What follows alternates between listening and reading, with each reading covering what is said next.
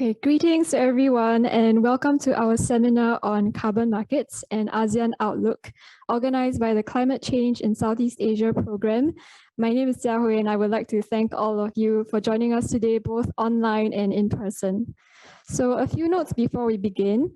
The panel will be holding a Q&A session with the audience later. For the online audience, please do submit your questions to the panel via the Zoom Q&A function, not the chat box. And remember to state your name and affiliation. You may also indicate if you would like to direct your question to a specific panelist. For our in-person audience, please raise your hand and wait for the moderator to prompt you to ask your question. Then press the button on the microphone next to you to turn it on before speaking. Please also note that this session is being recorded. Lastly, if you would like to stay informed on our program's activities, please do sign up for updates at our newsletter, which can be found at bit.ly/CCSEAP MAIL. That's bit.ly/CCSEAP Now I would like to introduce our moderator for the session. Ms. Sharon Seah is Senior Fellow and Coordinator at the Climate Change in Southeast Asia program and ASEAN Studies Center here at ISEAS. I will now invite Sharon to begin the webinar. Sharon, please. Thank you, Jia Hui. I hope you can all hear me. I'm told that we get the privilege of taking off our masks when we speak. So a very good afternoon to everyone in the room and also online. Thank you for joining us this afternoon for a webinar on carbon markets and ASEAN Outlook. Green finance, carbon finance, sustainable finance, these are all buzzwords within ESG circles. And ever since countries reached a landmark deal on Article 6 of the Paris Agreement last year, which addresses international cooperation on carbon markets, this interest and momentum in the utilization of voluntary carbon markets have picked up significantly. In fact, we were having a conversation earlier before the start, and we felt that regulators have been left sort of trying to play catch up in that sense, and markets have moved on ahead. Article 6 rules and implementation actually allow countries to use a variety of carbon crediting mechanisms to meet emissions reduction targets set out in the nationally determined contributions under the Paris Agreement. At the states level, ASEAN is no exception. All 10 ASEAN member states have indicated their interest to utilize market mechanisms to help them achieve their own NDC targets. Voluntary carbon markets now, together with its counterpart, the compliance carbon markets, actually hold promise for individual companies to reduce their GHG emissions through the purchase of carbon credits to offset their emissions. This resulting international carbon market will actually boost demand for credits and could potentially save billions of dollars while ramping up climate ambition. And typically, compliance markets cover specific regions in a country or a specific sector, whereas voluntary carbon markets are more flexible. They're not restrained by geographical boundaries, can be traded across markets, and anyone can participate. So understandably, it's a fresh new way for companies wishing to lower their carbon footprints, but we have to be very careful of greenwashing. It is all too easy to fall into the trap of thinking that carbon offsetting is the be-all and end-all, leading to unbridled production, consumption, and sales. So it's therefore important to ensure that carbon credits are of high quality so that voluntary carbon markets can function with transparency and proper accountability. And to do so, I think all players in the market need to operate in a harmonized common data environment, establish proper safeguards, and create a positive feedback loop to account for actual emissions reductions. And that's why we are here today to discuss this very important topic. And we have today two distinguished speakers who will address some of these issues and more, hopefully more. The first speaker is Dr. Raúl Rosales, Senior Fellow at the Center for Climate Finance and Investments at Imperial College Business School. Dr. Rosales serves on the Singapore Green Finance Center's Management Committee. He was instrumental in setting up the SG Green Finance Center, a center of excellence in Singapore with SMU and 9 other financial industry partners. In addition, he currently serves as the co-director of the King's College Net Zero Center Faculty of Engineering. Raúl holds a PhD in civil engineering and he specializes in infrastructure and energy financing under risk-sharing schemes with MDBs, multilateral development banks. He has 30 years of experience in the financial industry, and he's currently a senior advisor for an alternative credit investment fund in the City of London, and was for 3 years a senior banker for energy and natural resources at the EBRD, the European Bank for Reconstruction and Development. So he's also written a couple of pieces on voluntary carbon markets in Southeast Asia. The second speaker with us physically in the room today is Ms. Melissa Lowe. She's Research Fellow at the NUS Center for Nature-Based Climate Solutions. She previously worked at the Energy Studies Institute just around the corner here, where she carried out research projects on a range of energy and climate issues of concern to Singapore and the region. Melissa is active and a constant participant in the UNFCCC COP meetings for over a decade. And she's also an active sustainability thought leader, authoring and publishing at various forums. She's currently pursuing a PhD part-time at the NUS Department of Geography. Her research areas, correct me if I'm wrong, are in Article 13 of the Paris Agreement on Enhanced Transparency Framework. Why, you might ask, would this be of interest to us today? Because the ETF and how it's actually implemented can increase the level of accountability of governments and stakeholders in ensuring environmental integrity while we enhance climate ambition. So I think she should be most suited to talk to us about that. I'm going to pass the floor to Dr. Rosales to start, and then following that, Melissa can take over, and then we will open the floor to Q&A. Over to you, Raúl. Sharon, thank you very much indeed. I'm going to speak about 3 topics, and rather than sharing slides or with some figures, that I love figures and numbers, I want to discuss this directly to comment with all of you. The first topic I'm going to talk about is about Asian carbon markets and the opportunity and challenges. Just sharing some examples and ideas. The second topic is I'm going to share about a UK initiative in the context of voluntary carbon markets, also in the context of liquidity and market infrastructure. And the third topic I'm going to talk about is about accounting in carbon markets, the new frontier in carbon accounting. So let's go to start with the first topic, Asian carbon markets, the opportunity, challenges, and the road ahead. So it is obvious for all of us that Asia has enormous potential for the establishment of both voluntary and compliance markets based on its natural capital and renewable energy sources, which are able to generate carbon offsets and international transfer mitigation outcomes. And in addition, there is an opportunity because of this to mobilize funds required to invest in new energy technologies, which is critical.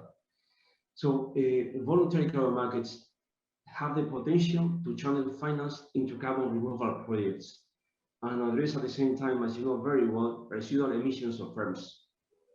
But still, we need to tackle issues of market efficiency, integrity, and the lack of concessions on accounting standards. This is where I'm going to talk about that in the third topic of my discussion. So in the context of Asia, I have to highlight several things. Firstly, that Singapore is leading the voluntary carbon markets and other carbon markets in the region. This is supported by the city-state financial market efficiency. Everything in Singapore is very much integrated. That's my experience, and it helps a lot. So in addition, just to comment something very concrete, Singapore approved very recently, the past month of February, a new carbon tax framework, by which the current tax law of $5 per ton of emissions will reach between $50 and $80 per ton by 2030. So, well, that's a signal to the market, that's a price signal, and that's very important for many reasons that we can discuss afterwards if you want. So, in terms of opportunities in Southeast Asia, in the context of voluntary carbon markets, I want to mention one, which is fostering regenerative agriculture practices. It allows certified carbon payment programs to generate third-party verified carbon certificates, which are traded through voluntary trading platforms And in addition, it generates an income or revenue for the landowners or for the farmer. This is currently happening in the UK and in France, and it could change the lives of thousands of livelihoods. And so that would be quite interesting. So in terms of the voluntary carbon markets, I like to talk about this as we have to consider them. So from the point of view of capital markets, but also from the point of view of risk management, in order to finance the reduction in global emissions, but at the same time, helping companies and heavy industry emitters in that process and that journey of reducing the emissions, no? But in parallel with their decarbonization strategies. Let me, in this context of how voluntary carbon markets can help, let me share an example of decarbonizing heavy industry emitters in the region. This is Gunung Capital, a private investment management company born from the family office of Gunung Raja Paksi, a steel industry in Indonesia. Gunung Capital is basically an impact investment fund of carbon markets. And they are factoring in the carbon cost in all the investment decisions, investing in their own portfolio companies, which are steel and cement, but also in renewables and decarbonization technology. The past 4th of November, Gunung Capital attended the first of its kind portfolio auction, which was a purchase of high quality carbon credits done in partnership with Global Carbon Credit Exchange and Marketplace Climate Impacts X, CIX, which led the auction. I think this is very good news. I'm going to share plenty of very good news with all of you now today, but this is good news precisely to do this with Climate X, CIX, this new carbon platform, which provide the integrity, the trust, the transparency that we need in the market. That it is one of the things underlying the whole discussion today. For some industries like cement and steel, I have to say as well, it will not be easy to become net zero, and we have to be realistic with that. However, voluntary carbon markets can help cut the net greenhouse gases, and these industries can do what they are doing, like this one that I mentioned, raising carbon credit funds to invest in the process of decarbonization and to finance the new technologies that they need to reduce emissions. They are doing that, and you are doing that in the region now. So, what are the challenges for voluntary carbon markets in Asia? To tackle the lack of trust, that's the first one, and to build up a market infrastructure. This is already happening, but it takes time. For example, the development of exchanges and marketplaces like climate change, CIX that I mentioned, or support startups like Silvera, who is extremely active, or market makers like Fortin Brussels Asset Management. The role of the market makers are crucial as well. So, what to do to scale up policy, the voluntary carbon markets? The policy framework is crucial. In the introduction to this discussion today, we have been told about that. This is the so-called Article 6. But the private sector drives the road ahead to scale up voluntary carbon markets. However, the Article 6 has a critical role that, again, we can discuss in the Q&A if you want. So, at the same time, I have to say that we need to see how evolves the carbon markets in China and how they build up this market, if they do it with the transparency we require and with the same rules as the rest of the world or not. Let me share finally some policy recommendations in this first part of the three topics. The first policy recommendation is still to set up a clear policy framework with an effective operationalization of the Article 6 of the Paris Agreement, particularly with the Article 6.2. That's the first point. The second point is to agree on common standards, taxonomy and quality criteria for carbon credits across Asia, to increase the market liquidity, improve risk management, and allow the pricing. The pricing, I have to say, must be market-driven. Okay. The third point is to incorporate transparency into the valuation and reporting of carbon offsets, in order to encourage a level playing field for trading carbon credits, and to reach an agreement between the international financial reporting standard and international accounting institutions. We are going to talk about this in the third section. Accounting is crucial as well for these markets. And finally, to set up a carbon taxes framework by countries like Singapore, let's say. Okay, setting a carbon tax is not a voluntary, but it is a regulatory issue. In terms of market recommendations, I would like to highlight two. To consider carbon credits as an emerging asset class and an investable asset. And the second one, factoring carbon taxes into value strategy and portfolio management. That's the way to mobilize funds for this industry and to take advantage of the voluntary carbon markets. The second part of this kind of Asia is I would like to share some insights about China and Hong Kong. As you know, China National Emissions Trading System, the ATS, became operational last year, taking more than 2,000 gigameters in the power sector to account for the emissions in 2019 and 2020.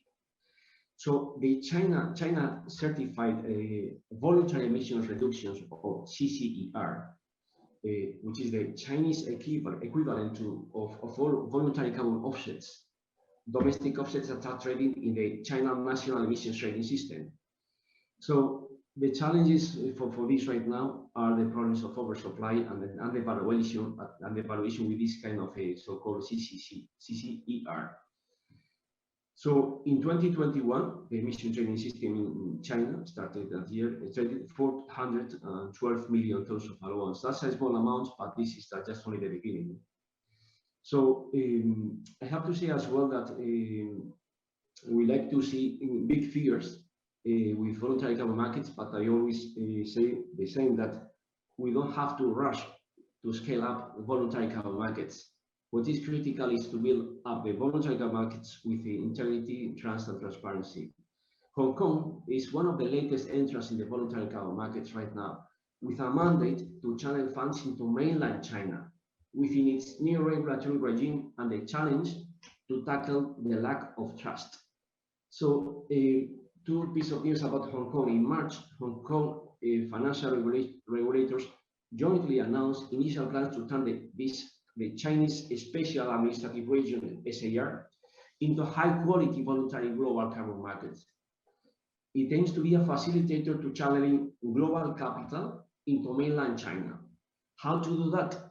Becoming Hong Kong the player to drive the development of the so-called Greater Bay Area, GBA, comprising the cities of Guangzhou, Macau, and Shenzhen. This will allow to bridge mainland carbon products and opportunities with the rest of the world. That's what they want to do.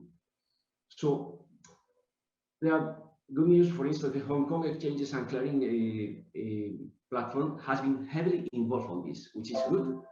And but the market and regulatory model, and I say but, that a market and regulatory model is to be adopted is not clear.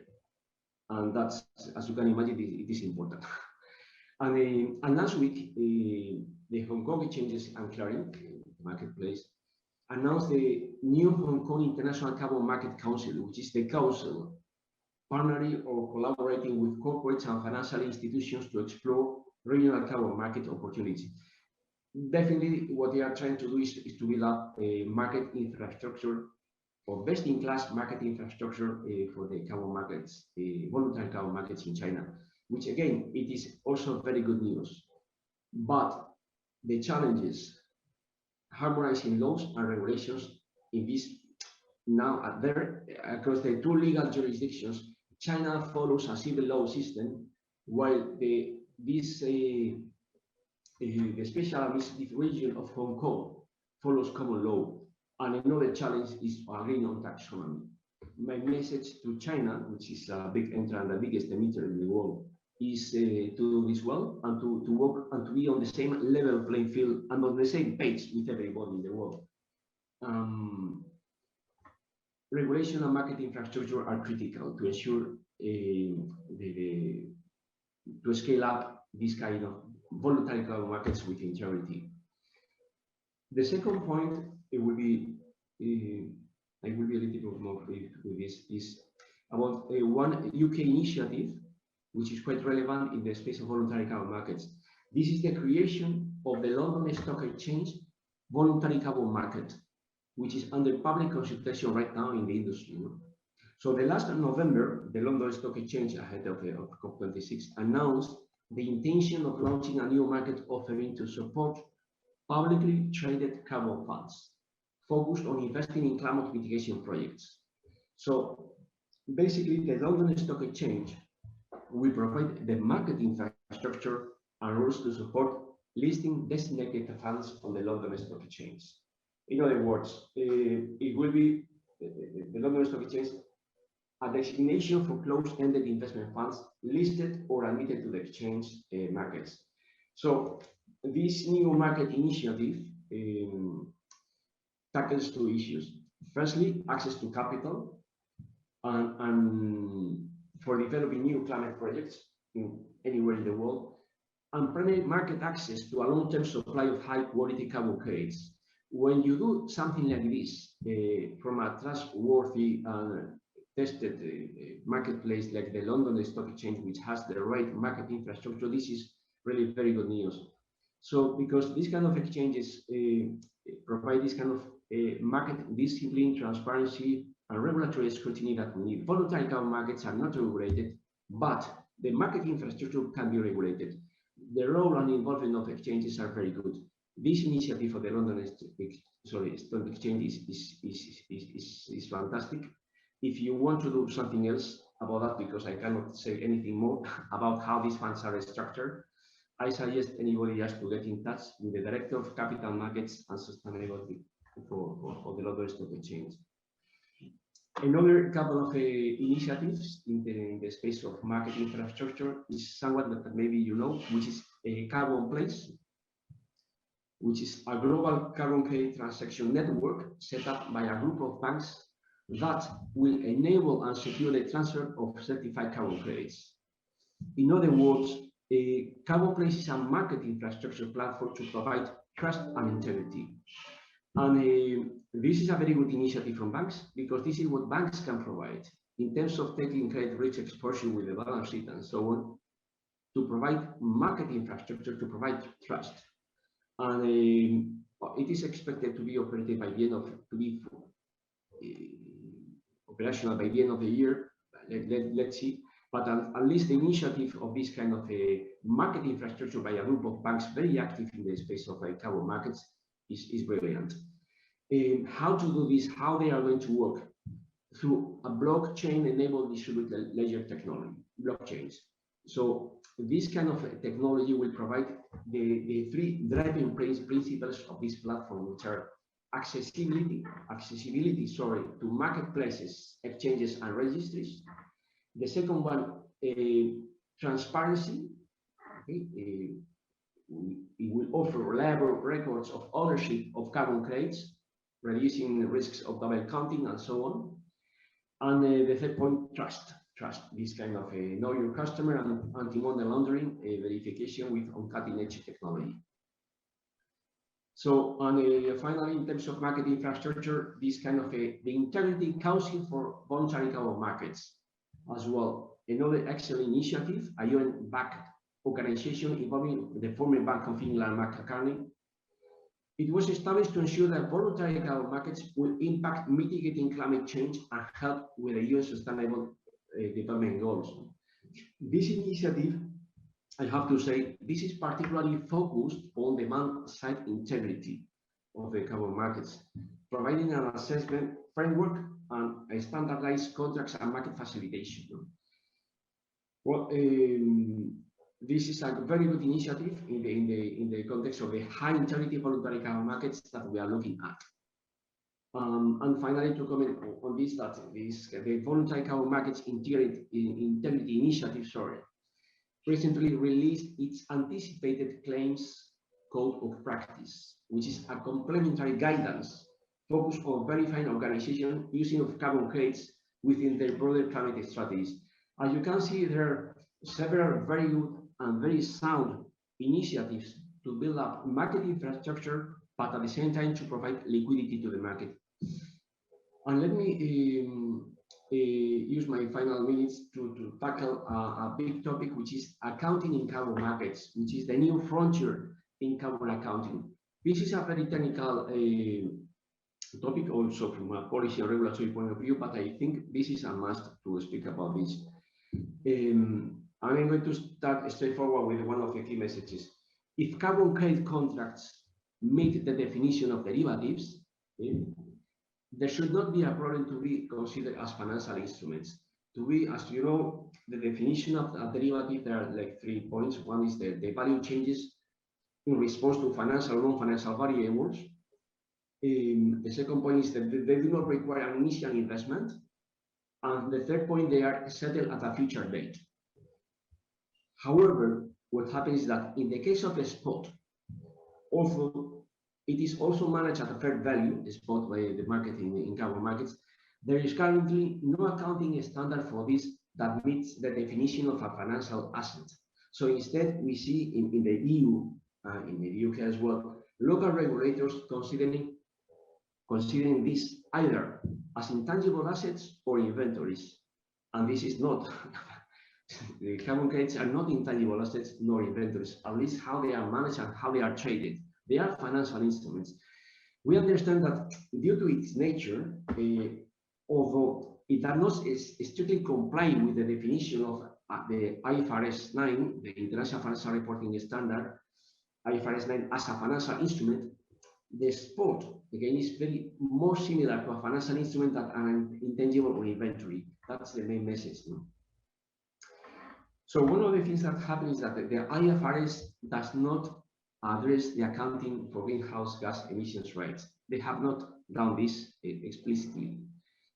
Specifically, to be more specific with this, the International Accounting Standard IAS 8 states that in the absence of the international financial reporting that applies in a more specific way to a transaction, management must apply its judgment to develop an accounting policy. What are we talking about? We are talking about that there is no specific accounting definition for carbon contracts. And there is no clear, no complete regulation of how to account for carbon credits. This is what's going on right now.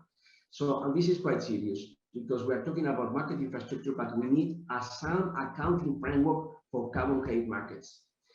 It is critical that the International Accounting Standard Board, which is, as you know, part of the IFRS Foundation, retakes the emissions project and provides clear and consistent guidance on the accounting.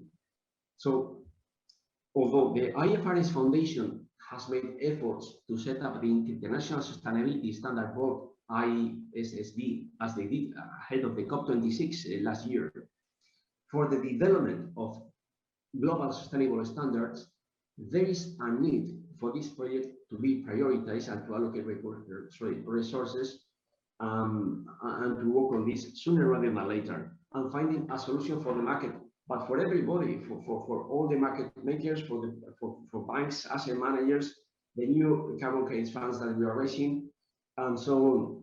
From a regulatory perspective for banks, something which is quite important as well, the fundamental review of the trading book, as you know, this is part of the Basel III agreement, and we are in the last phase of implementation of the Basel III, with Basel IV starting in less than 2 years, with higher capital requirements, by the way. So the fundamental review of the trading book includes higher capital charges for carbon trading with the standardized approach to market risk, which is the one that applies to carbon credits, which impact banks and intermediaries in the emissions of trading systems. For instance, just to give you the figures in this case, the fundamental review of the trading book will increase the capital requirements for banks participating in the carbon certificates markets, particularly high risk weights of carbon certificates, about 60%. This is among the highest of all commodities, among the highest. And secondly, penalization of current positions. What does it mean? It means buying a spot and selling forward entails a capital charge. So the International Swaps and Derivatives Association, the so-called ISDA, they call for that risk weight to be readjusted to 37%.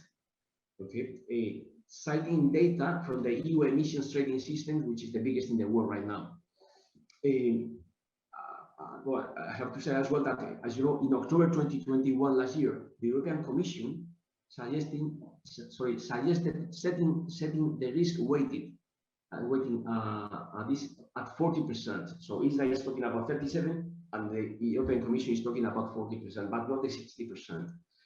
So as part of its proposal for incorporating Basel III into the capital requirements regulation, I mention this because we need to help the financial system to do the work and to do the homework as well in this kind of voluntary carbon markets, and to help in this kind of energy transition as well. Just in conclusion, with this first section, there is a lack of a harmonized financial reporting framework for emission allowances and voluntary offsets.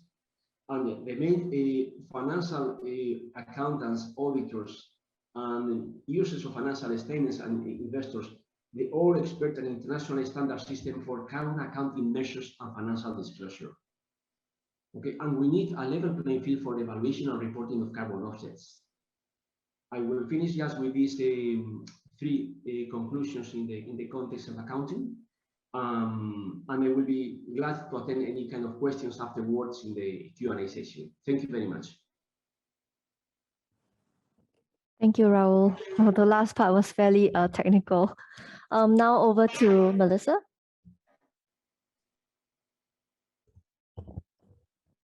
Hi everyone, good afternoon, and to the people who are here at ISEAS, thank you so much for inviting me to give this presentation. So I have some slides that will be up in a second, but I just wanted to say I'm really delighted to be here. I had some background in energy policy research when I was at the Energy Studies Institute, and now I'm based at the National University of Singapore's Center for Nature-Based Climate Solutions, where I'm starting some new research on carbon markets, particularly in the area of nature-based solutions. However, today I won't be talking about nature-based solutions, and just a few, I guess, disclaimers. First of all, I was telling Sharon when I arrived that it's very scary to be on a panel talking about carbon markets in ASEAN, because 20 minutes, it's really impossible to cover everything. In fact, Dr. Raúl covered the voluntary carbon markets quite a fair bit, and I really appreciate him doing that. My presentation today will be on developments in the measurement, reporting, and verification, as well as transparency among ASEAN member states. So don't worry too much if I'll try as much as possible to explain the jargon and use less than I actually have to. These are mainly my observations, having gone to the COP meetings for the last decade or so. And I think that MRV and transparency are really going to be important in establishing transparency and accountability in carbon markets, right? And it also provides most of us who don't yet have the vocabulary an entry point, right? Because everybody can agree that accountability and transparency is important, okay? So it's a great starting point for a conversation if you have to have those conversations at work and beyond. So this is the overview that I have. Okay, I don't know if this works. No? Okay, so first I'll go through this very, very quickly. The ASEAN member states nationally determined contributions to the Paris Agreement. I'm sure many of you are already familiar, but I thought it would be good to have a recap.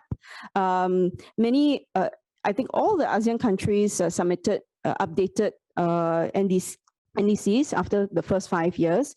And I'll explain to you, if you're not familiar with the Paris Agreement, why this is the case and why you should be paying attention to the new NDCs, right? Okay, then I will explain a bit about the developments in ASEAN member states, MRV, measurement, reporting and verification, transparency reports. I will highlight to you that there are some transparency reports that is the mic a little bit choppy? Yeah, okay. I don't know what I can do better. Yeah.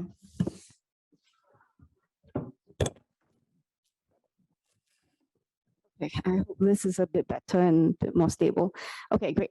So in terms of, okay, then the last part of the presentation will be on the quest for high quality, high integrity carbon markets, what are some opportunities and challenges for Southeast Asia.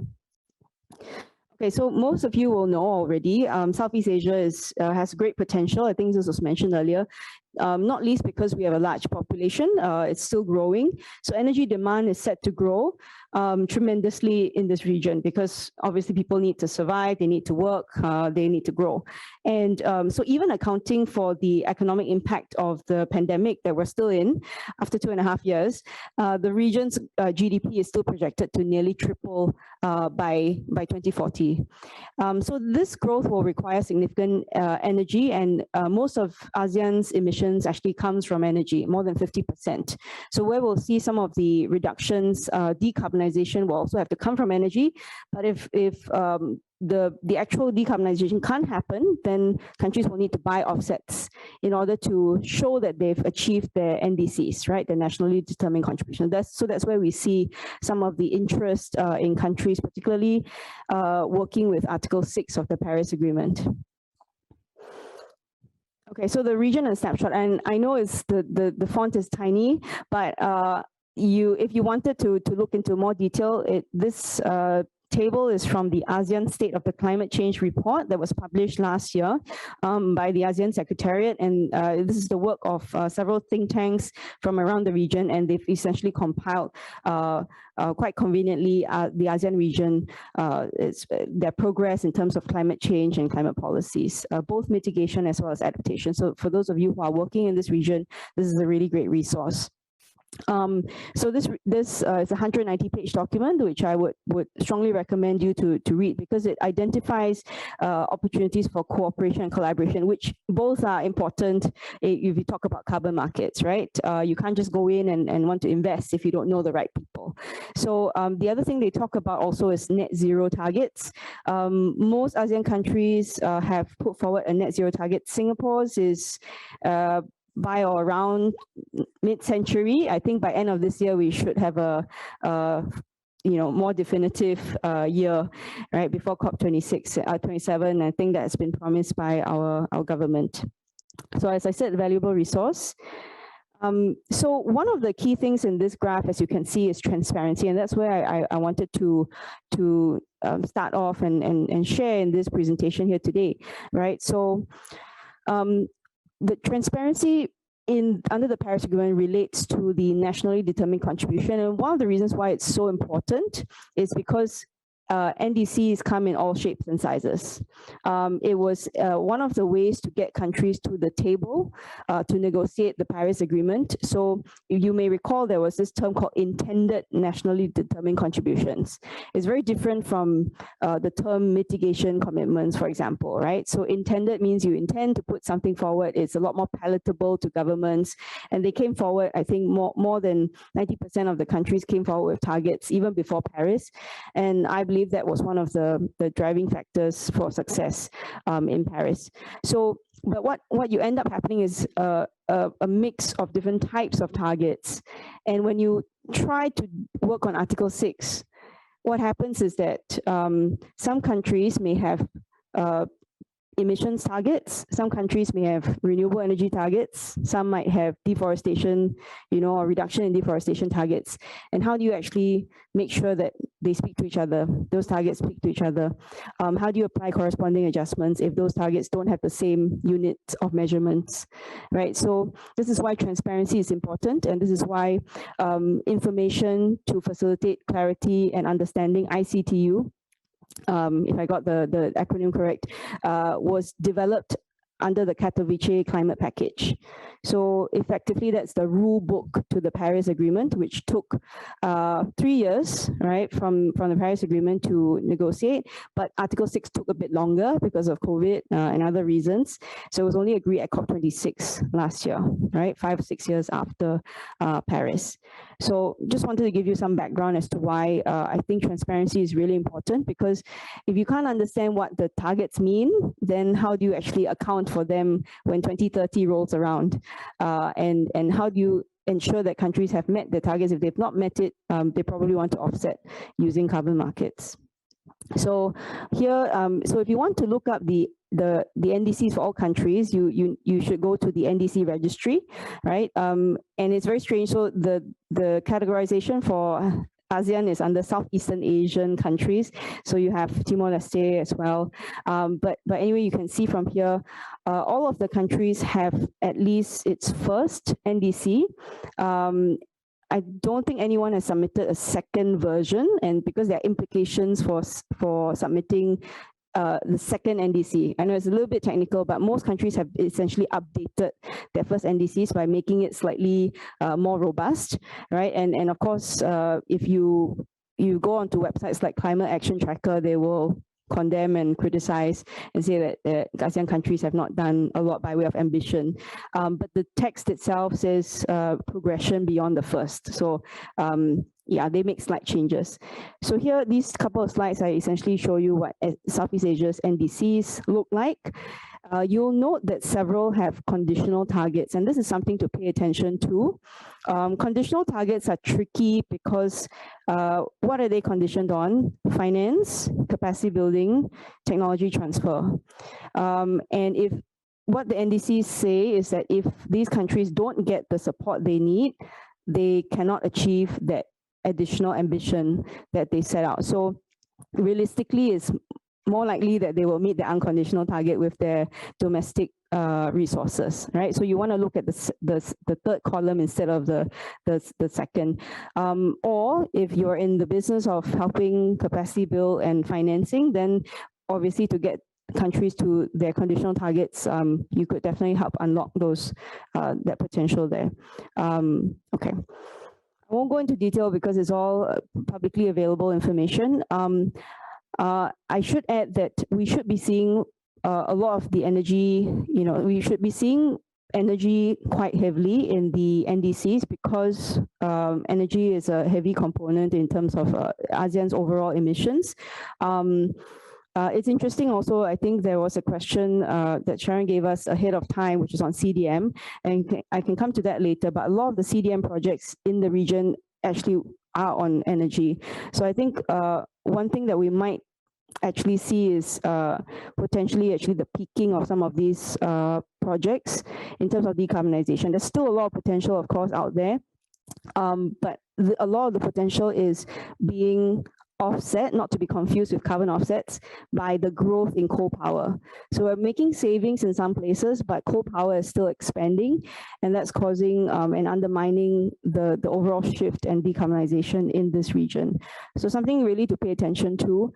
If the overall share of the pie is still growing, you can have as much renewable energy to added to the energy mix, but it's not going to make a dent in the.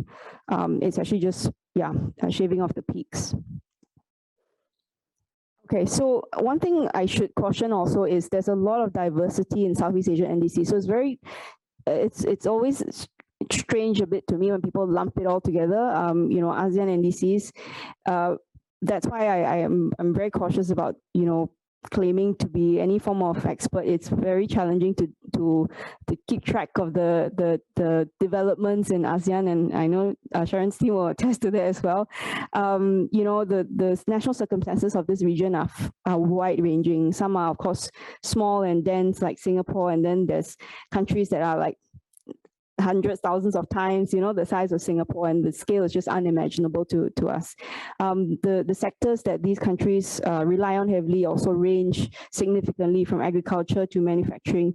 And depending on where these countries are, their sort of targets will also change, right? And their use of carbon markets will also be impacted. Okay, so I should speed up a little bit so we can get to the crux of the issue. Just wanted to say it is challenging to compare ASEAN NDCs, and there are some really great key takeaways from the first NDCs. So I want to say that a lot of people think that ASEAN has very low capacity in participating in the UNFCCC, and this is really not true. They have applied some of the new Katowice guidance in their new NDCs already. Of course, more can be done to spread the word a little bit into the private sector, into other sectors. But I could say for certain that the new NDCs submitted in 2020-21 are actually very rich in, just for example, Cambodia's NDC was 16 pages in the first round, and then it was 158 pages. So do go and read it if you're interested. Okay, I don't need to tell you that net zero targets have just proliferated, right? And that also sparked a lot of interest in this region, and all Southeast Asian countries, almost all, have announced net zero targets, including Singapore. And this is also one of the reasons why we need to explore carbon markets, right? Because realistically, if we cannot fully decarbonize, we will need the offsets from somewhere. And also, Southeast Asia is supposed to be one of the key supply for nature-based carbon credits because we're rich in biodiversity, particularly forests. So this is where I wanted to highlight great resources for all of you, but also highlight some concern. Transparency reporting, at least in my observations, is going to be key in NDC accounting, number 1, and in Article 6, number 2. Right, but ASEAN countries have been quite spotty in terms of submitting their MRV, measurement, reporting, and verification reports. So Singapore is actually the only country that has sort of 100% track record. So we are, this year, 2022, we're submitting our 5th biennial update report. And as you can tell, only Singapore has submitted its 4th biennial update report, which is due every 2 years. So this means, you know, whether it's because of COVID or otherwise, I think some countries still have some gaps in capacity. Myanmar has not submitted any BUR at the moment, but these do provide really great sources of information, particularly for investors, right? So if countries do submit and participate in these transparency arrangements, it shows that to investors that they're ready to engage.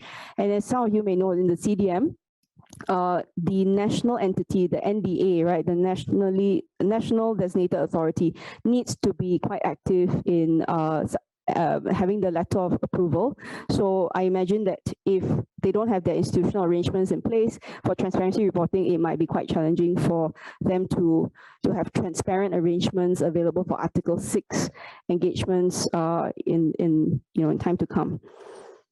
Okay, so I wanted to highlight here that in addition to submitting the reports, countries have to participate in something called the facilitative sharing of views. And both Cambodia and Laos have in fact presented at their first FSV workshop at COP26 last year, which is a great achievement because it was their first biennial update report that they submitted. And these are available for live stream, and I think it's on YouTube as well. So again, I would encourage you to check it out. And I guess the only thing I would say is that the way the current transparency reports are framed is that they lump all the developing countries together. So it's developed and non-developed. So all the countries that submit biennial update reports, their data is 4 years old because the data requirement is X-4. However, the enhanced transparency framework under the Paris Agreement will soon require in 2024 countries to submit data that's X-2, right? So the data will be better in the biennial transparency reports, hopefully. Okay, so I present to you this challenge that we have biennial transparency reports coming up in 2024, but as I showed you in the last couple of slides, some ASEAN countries have not submitted their biennial update reports on time. So hopefully they can leapfrog, you know, from not having submitted or submitted 1 or 2 into the BTRs. And if you have the time and bandwidth to go and read the biennial transparency report guidelines, this is, again, sorry about the jargon, it's under the modalities, procedures, and guidelines of Article 13 under the Katowice climate package.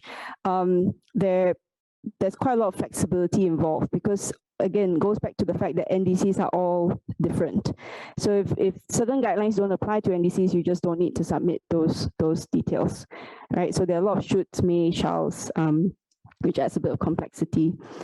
Okay, so I know a lot of people are interested in Singapore's role at the Article 6 negotiations last year. So Minister Grace Fu of Singapore participated at the ministerial level facilitation. So she was invited together with her. The first round was the Japanese counterparts, but he had to pull out. And then the Norwegian counterparts, there were 2 because one lost the election. So she was the only mainstay for like 2 years. It was very interesting. And they managed to, after 5 or 6 years, finalize Article 6 negotiations in terms for the rule book. So what is the rule book? I thought I might just very, very quickly explain for those of you who may not be familiar. Article 2 is more of a bilateral and multilateral approach where countries can approach another country or group of countries to secure carbon credits from them, right, directly. So if you know a country that maybe has a lot of forests, you might go there and say, hey, I want to buy this amount from you over this amount of time for my NDC, right? So once they start to have the Article 6 institutional arrangements, then their designated national entity might issue a letter of approval, and then this can be arranged. But we haven't seen any yet. Article 6.4 is the so-called successor to the clean development mechanism, but it's quite different. So I would also caution against comparing side by side or drawing examples from CDM, because it's starting to look a little bit more decentralized than the CDM. And so if you're not familiar what the CDM is maybe a country will host a project in another country and get the credits from that project. The trouble, I say trouble, but the complexity comes because under the Paris Agreement, all countries have targets, NDCs, right? Under the Kyoto Protocol, only the developed country had targets. So it's very easy, right? The rich countries support a project, they get all the credits. But now maybe the host country might want some of the credits for themselves. So you have to make some form of arrangement with the host country. Okay, and then Article 6.8 is non-market approaches, because some countries don't intend to use market approaches for the NDC, so they had to have this as well. Okay. I think Dr. Raúl already covered this broadly, which is the difference between compliance and voluntary markets. I think it's really important to be very clear which you're talking about. Otherwise, you can conflate the two. And yeah, we can talk about this more if anyone's interested. But the idea is that at the moment, there really isn't much of an interface between the two. But I think most voluntary carbon markets, they probably would want to take some cues from the Article 6 development, so that they might be able to sell onto the Article 6 market to countries as well as companies. All right. So during the 2 years of COVID, actually, there were a lot of Article 6 pilots that took place, and in particular in this region. So many of them were funded by the Japanese under the joint crediting mechanism. So I would strongly recommend to see for you all to look up the JCM and as an example of how Article 6 might play out in this region. Singapore has actually said it would like to develop, or it's announced its ambition to develop itself into a carbon services hub. And I would point out that for transparency, we definitely want to be a big player there. And we are now host to the Climate Warehouse, which seeks to increase transparency across different voluntary carbon markets so as to reduce double counting. I think that's definitely underway. Okay, so this was actually from a report that Dr. Raúl co-authored, and it just highlights some of the carbon market development in Southeast Asia, and we can revisit this during the Q&A if necessary.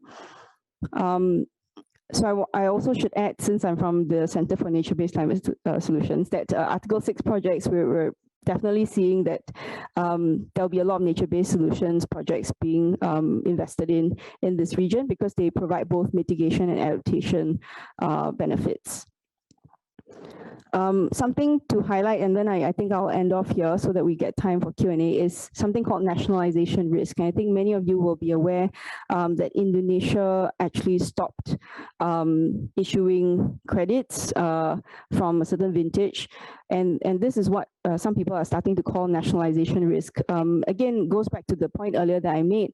The fact that all countries have NDCs, they should start deciding their trajectory. They should know their trajectory. They should know how much of the mitigation is going to go towards their national inventory in 2030 and beyond, and not oversell their credits, because worst case scenario, they have to buy it back at a more expensive rate, right? So just wanted to highlight this. And I think I'll just end off with this case study that's very recent, where the Indonesian Ministry of Environment and Forestry ordered a halt to the validation process of carbon projects in Sumatra and Kalimantan, and they claimed that the verification process were not aligned with Indonesian law, and the issuances of 2021 vintage credits from South Pole are also on hold. So I've included a link to the article that I got this from. So yeah, just to highlight that it's because the countries themselves have targets that they need to fulfill. Right, okay, so I'll stop there and then we can go to Q&A. Thank you. Thanks very much, Melissa. I'd just like to open the floor to the audience here in the room first, and then we'll go on to the questions online.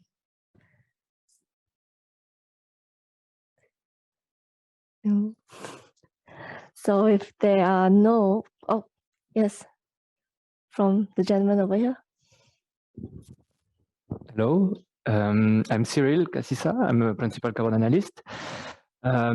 I have a question on the way that the voluntary carbon market will be key for countries to be able to achieve the targets, the mitigation target, if they cannot make it domestically with mitigation actions.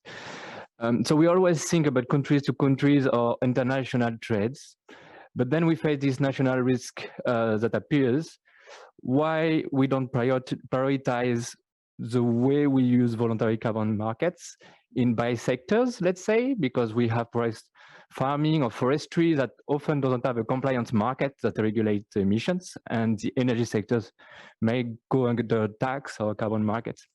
So is there a way that countries can get agreed on approaches and step by step deploying the voluntary carbon market and make it in line with the Paris Agreement? So I think about the ASEAN region, for example, since the states are trying to collaborate, how much they can move together on this way without facing this issue of tension, geopolitical risk and nationalisms. Would you like to take this question, Melissa, or Dr. Raúl? Hi, Dr. Raúl, would you like to take this question? Well, yes, no, that's right. Yes, well, I think that's a very good question. I think we have to tackle voluntary carbon markets as they are, global markets as well. And I don't think we can prioritize by sectors, but however, this is something that the private sector and the market is doing itself, because regardless the kind of political agreements or whatever, the market sector, the private sector is doing its homework and working on that. And there are some initiatives that I already mentioned in my presentation. So that's a very good question. But as I said, this is the private sector who has to take the drive, as they are they are already doing that in order to take that kind of prioritize by sector. For instance, the agribusiness, carbon farming, which I mentioned as well. We are working on that. Mm-hmm. Yeah, I tend to agree. I think it's very difficult to have a global framework on voluntary carbon markets.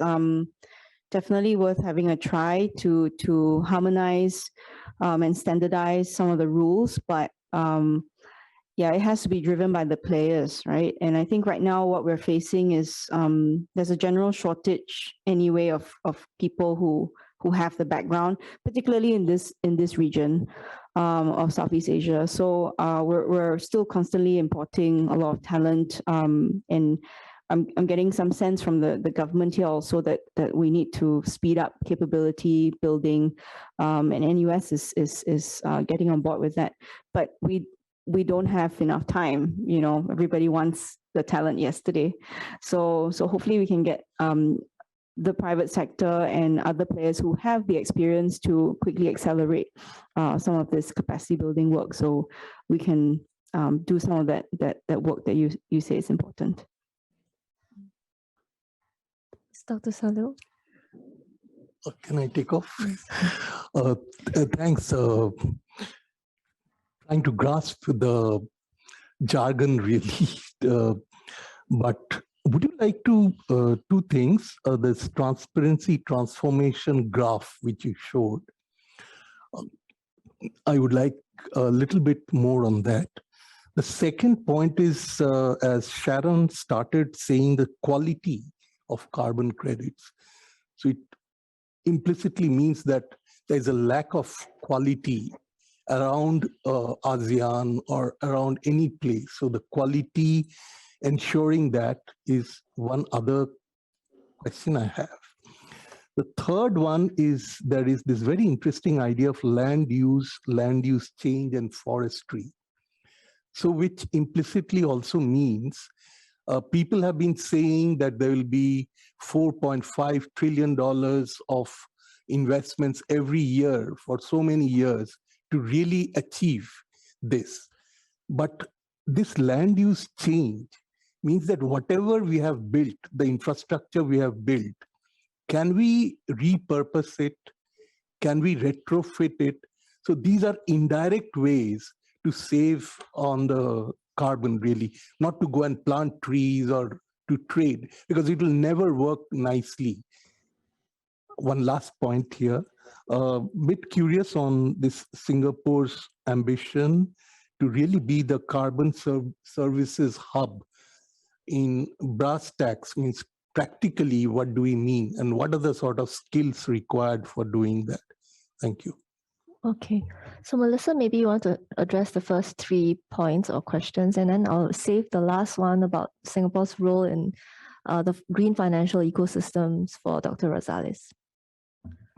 Okay, so for the transparency transformation graph, so that graph was put together by the IGES, which is the lead consultant on that project for ASEAN State of the Climate report. So, I would recommend that you take a look at the report, because it does explain the graph in great detail and why they chose to focus on these few components under ASEAN's overall climate and mitigation and adaptation policies. So basically they came up with this graph based on what the think tanks had submitted to them as part of their template effectively, and they believe that transparency and high ambition is going to drive countries to meet their net zero targets. Otherwise, it's not going to happen. Short answer to your question. The second, quality carbon credits. My own impression of so I think at the moment what high quality carbon credits are is not clearly defined. I have also observed that there's an impression that at the moment it's being defined by not people who are not here, right? People sitting in Brussels, the European Commission. So I think there's intention for folks in this region to develop an understanding of what high quality carbon credits mean for the ASEAN region. And if you just look at the CDM, I know I cautioned against comparing, but I was doing a little bit of research for this presentation. And there are a lot of large hydropower, there are a lot of projects, even in Singapore, I thought it was a bit strange, that switch from fuel oil to natural gas was considered a CDM project, and it's curious. I mean, it does save emissions, but then it's considered they were issued carbon credits for doing that, something that they would have already have done anyway, right? One can argue. So that's where the bit about quality comes in, right? You want projects that actually have high integrity, that they actually make a dent where possible. But at the moment, I think it really depends on the projects that are available out there. There's also the issue about verification. I think there's a bottleneck right now. I was sharing with some colleagues earlier that at the moment, Vera and Gold Standard cannot handle the capacity because the interest in carbon markets have just shot up. So there's a bottleneck, and at the moment, obviously there are other companies like Silvera and the rest who are actually certifying carbon credits, but I think it's not enough at the moment. So first, we have to define what high quality carbon credits mean for this region, what we're willing to take and not willing to take, and then sticking to our guns. And then the second, of course, is improving and accelerating the verification process, and hopefully with Southeast Asian methodologies, for tropical forests and landscapes and so on. Just very briefly on LULUCF, even under the IPCC guidelines, LULUCF methodologies are not very well applied. Countries, maps and all that move, and I can take this offline with you a little bit more. My understanding is that yeah, Red and LULUCF, they have a lot of long history about why some of the methodologies are not well defined and how come they've not paid out the results-based payments even after so many years. So we can talk about that if you're interested later. Thanks. Okay, just moving to that question on Singapore's role on as a part of the building the ecosystem. I also want to tag on this other question that I want to pose to Dr. Rosales, which is this World Bank initiative that Melissa's referenced to in her presentation called Climate Warehouse on connecting the various carbon credit agencies to improve overall transparency. So Dr. Rosales, in tackling the earlier question, can you also talk about, how this Climate Warehouse initiative, what are the main steps we need to take to achieve this? And apart from the World Bank taking such an interest in carbon markets, what's the role of other multilateral development banks in carbon markets in this region? Okay, well, thank you. That's a very big question, but first of all, this is very good news for Singapore. This mandate or call from the World Bank to ask Singapore to be anchored as an international and this kind of international effort to become a global trading in carbon trading credits. No? So this is very good news. So this is important because carbon credit registries track offset projects which are the sources of carbon credits. And transactions happening outside each registry currently cannot be captured. That's the point. So, but how to do that? How this is going to work? So, this kind of climate warehouse, they play an important role in prioritizing this with the infrastructure that they can provide for this. So, establishing a common database for tracking carbon credits is important for the market to provide the trust and the transparency and the integrity we need for the quality of the carbon credits themselves. So the underlying data must be high integrity. That's the key point. So this is again very good news, and how to do that with cutting edge technology. So this is about Singapore. What is the role about multilateral development banks? Well, so about the MDBs, they have several roles. First of all, I want to highlight policy. Because of the importance of policy and regulation in voluntary carbon markets, they can play a role because the owners and shareholders, the shareholders of the of the MDBs are countries. So they are in the board of the MDB. So, and they have a big influence in terms of the policy in their own countries. So we have to talk about the global voluntary carbon markets. We have to talk about the international standardization about many things like accounting, but we need to also to talk about policy in respective countries, in developing countries, and the MDBs they play a key role there. And sometimes I have doubts that they are doing what they have to do in that space of policy. In the space of mobilizing funds, they play a key role. For instance, talking about natural-based solutions projects, providing what we call this kind of seed capital for sponsors, promoters of projects, venture capital, early Series A shares for startups in plenty of voluntary carbon markets projects. But for instance, in the space of natural-based solutions, there are plenty of projects of carbon farming in developing countries. They play a role. Also, for instance, they can play a role being anchor investors in the new ecosystem of carbon credit funds that we are going to see all funds in the next 2-3 years, like the one I mentioned from Google Capital, or other ones in the City of London by the end of this year or next year. So raised by utilities and heavy industry emitters. So MDBs can play a key role as well, be anchor investors, mobilizing leveraging the balance sheet to raise funds to invest in this kind of in these markets.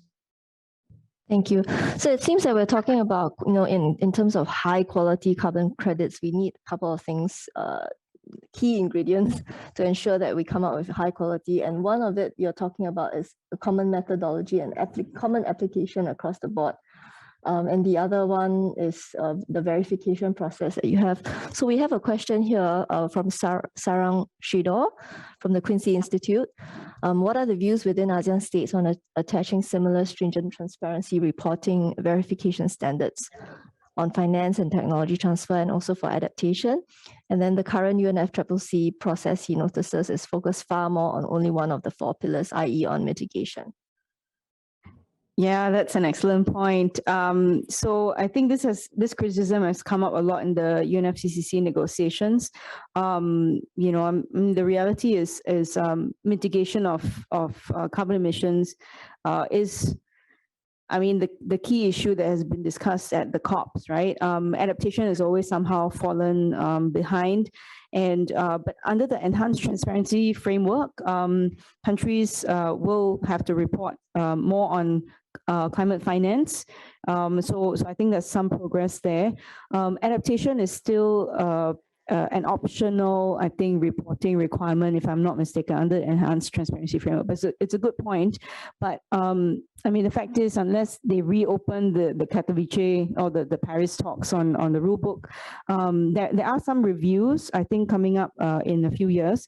So it's possible, I think, to enhance those requirements, maybe moving it from a may or should to a shall. But I'm actually quite worried that after the global stocktake in 2023, the interest in the COPs will drop off and people won't attend the COP meetings and highlight these issues. So if possible, obviously, we need to encourage countries to go beyond the minimum requirements under the UNFCCC and the Katowice rulebook where possible. Okay, excellent. We have a second question from Anton. I think it's for both of you, so either of you can choose to answer it. Would you say that we're progressing fast enough in terms of global rules for carbon markets? It seems that lots of technical work to do and crucial choices to make. How can we accelerate international norm building for markets? Actually, I just want to tag onto that. How can we encourage regional norm building? Because here we are talking about setting common standards and what can Southeast Asia accept, what would qualify as high quality. So is it easier to start regional norm building than to just leapfrog to the international side? Just going to add I don't know if it's a controversial point, but I feel like Article 6 and carbon markets shouldn't replace deep decarbonization. Honestly, right? Like we're spending so much time and researchers' time to deal with carbon markets, but actually we need to find the real solutions for deep proper decarbonization and mitigation, like reducing emissions, and also trying to get people to reduce consumption, because the whole problem is that the world's consumption is increasing, and so we need the markets to help offset the emissions. So sometimes, to me, it's a very strange problem. I wish I didn't have to deal so much with carbon markets sometimes, because it takes away the important issues, takes away my time, like people's time from important issues, which carbon markets is important, but some people suggest that it's also a social license to pollute, right? So I don't have a great answer to this question, but I think at least in the Article 6 negotiations, and Anton, you will know that with the negotiations, things are always, there are a lot of moving parts, and I think probably at the end of the COP, people were just anxious to get the Article 6 negotiations done, and so maybe that's why the recent bond one, the intersessionals concluded with just a set of tasks.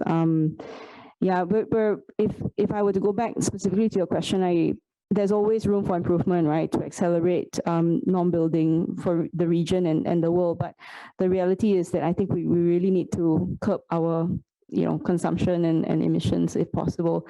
One of the issues I face also, we face in the university, is the same people who are having to teach the undergrads have to teach the graduates and teach the workers out there, and then not enough of us who have been attending the COP meetings and understand the stuff, and there really weren't enough investment in understanding the development of carbon markets the last 10 years. So this region is really in trouble because we're playing catch up. We also tend to be the off-takers for whatever is being set for us. And that point about social license to pollute, actually, points back to your nationalization risk as well, because depending on what the priorities are at that point in time, the government of the day can decide whether to halt, like in the case of the Indonesian 2021 case, they can decide to halt the issuance of carbon credits. Yes, Ken. Sharon, I would Yes. Oh, yes, before I go to Ken, can I let Dr. Rosales respond? Yeah, I would like to say something in this question, that we have to allow the private sector to do his work. And the policymakers and regulators and the public sector, this is what they have to do, to allow the private sector to work properly. This is why we need this kind of regulation in the accounting sector, or regulation in the financial sector for investment funds, insurance companies, or banks in terms of capital requirements. We need to allow the private sector to set up the right framework for them to work properly on this and to mobilize the funds and to manage the risk. All the financial industry is about risk management. It's all about that. And voluntary carbon markets is talking about capital markets in the space of the marketplace of carbon marketplace. So, but again, talking about capital markets. And what we have to do again is to allow the private sector to work properly. Also, another message is that, in my view, policymakers, regulators, they need education and the whole industry as well. In order to know what we're talking about voluntary carbon markets or carbon markets, this is a very complex topic. There are many angles, there are many layers, and there is a need for education and awareness about what are we talking about, what is the opportunity, the real opportunity. And finally, I would like to say the following in terms of voluntary carbon markets. What is the biggest risk? What is the biggest risk for voluntary carbon markets? I have to say that the biggest risk is the political risk. Right now, with the war in Ukraine, in Eastern Europe, which is something quite serious, it has changed the world completely, as all of us know. So this is the biggest risk for voluntary carbon markets. And again, the driver in the next few years, because keep going, thanks a lot.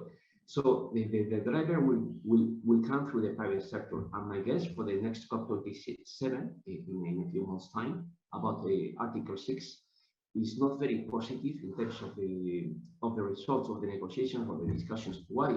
Because of the current political risk. Actually, we reached our time, but can I seek your indulgence, both Melissa and Dr. Rosales, to extend by 5 minutes so we can get a reaction from Ken, and 2 more questions, and then we'll end. Is that okay? Ken. Thanks, Melissa. I particularly enjoyed your last comment about we really, well, I see this like you do, I think, as a bit of a distraction, the whole carbon markets thing, which I've been writing about, reporting on for 15 years or so. Yes, I'm older than that, but I have been doing it for a long time. And I still find it a distraction because I've seen some very good examples of companies setting up funds to invest in renewable energy, for example. And that's given the investor, the fund, and the investors in the fund a return on investment. It's also given the project that's they put the money into, whether it's in Indonesia or Malaysia or wherever, a return on their project as well. And it's also given the country where they locate that the benefit of reducing emissions through switching to renewables. So I think we're far better to concentrate on those tangible projects, because I still struggle to accept and adopt carbon offsets and credits as a tangible way of really achieving what we need to achieve. And I think for the money, we can achieve far more by investing in renewable energy, investing in deforestation, investing in nature-based solutions, investing in energy efficiency, for example. And all these things seem to be or need to happen at the same time. And I think the whole carbon offset, carbon credit market is, to me, a distraction, and one that we really need to get managed properly, and transparency is essential. But if it's going to be managed, we need, perhaps more than a warehouse, we need a world carbon bank to really efficiently manage this whole process. Sorry, that's my comment, but maybe an invitation to both Dr. Rosales and Melissa to comment and see if there's some way this can be resolved. Okay, I'll leave the both of you to comment, but in the meantime, do think about this question from Karen, who's asking about digitization of Singapore's carbon market, how it will vary with other carbon markets in Asia. Elisa, do you want to start with the Listen. question? Do you want to react to Ken first and then take on Karen's question? I mean, I agree with Ken's comments. Yeah, so not much more to add there. Maybe I can just jump straight to Karen's question. So, Singapore, we have a smart nation push, a smart nation drive. So obviously the carbon market is being traded on platforms. And actually for everyone in the room, you can actually sign up to a lot of these platforms and go and gather information yourself about what's available, and you can determine for yourself based on what these platforms have listed as quality carbon credits, and you can, it's a bit like a brochure of existing credits, and I would encourage you to just sign up as a member of all the platforms. There obviously is CIX, there's Air Carbon and others operating in Singapore.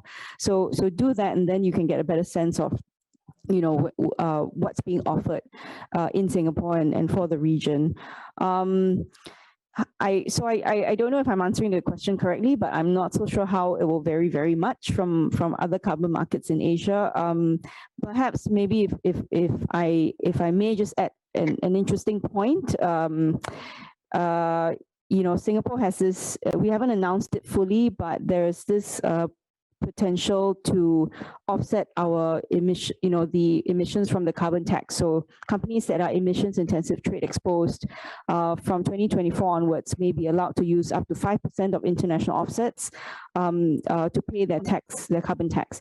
And I think the details of that will be interesting, and what the criteria will be, and that might set that will be a better point of comparison with other compliance markets across Asia, I think, at least for compliance markets, because it will help companies that want to invest in the 5% to do that, right? Yeah. Raúl, any comment from you? Well, I would like to say that in terms of digitalization of carbon markets, how it will vary from all the carbon markets in Asia. Singapore is an example. The launching of a climate CIX last year is a real example of that. And this is an evolving project.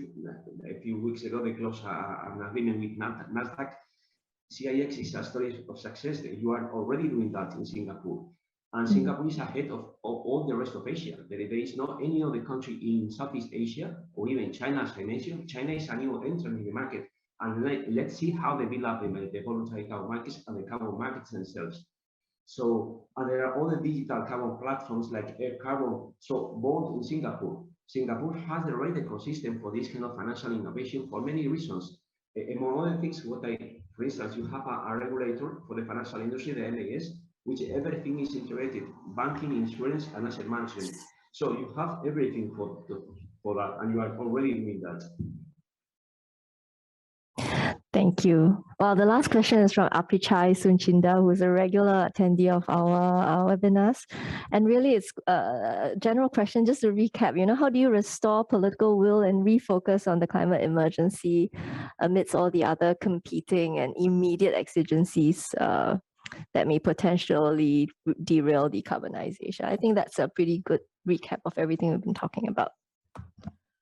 2 minutes each. Yeah, that's a really interesting question, but I would have actually thought that with the gas prices this high, more countries in the region will invest in renewables to try and overcome their reliance on fossil fuels, which is volatile, right? Particularly because of the Ukraine and Russia conflict. So especially in Singapore, you've seen we're still going ahead with importing despite the concerns, the energy security concerns, and we're also pushing for solar farms to be developed in Indonesia for import.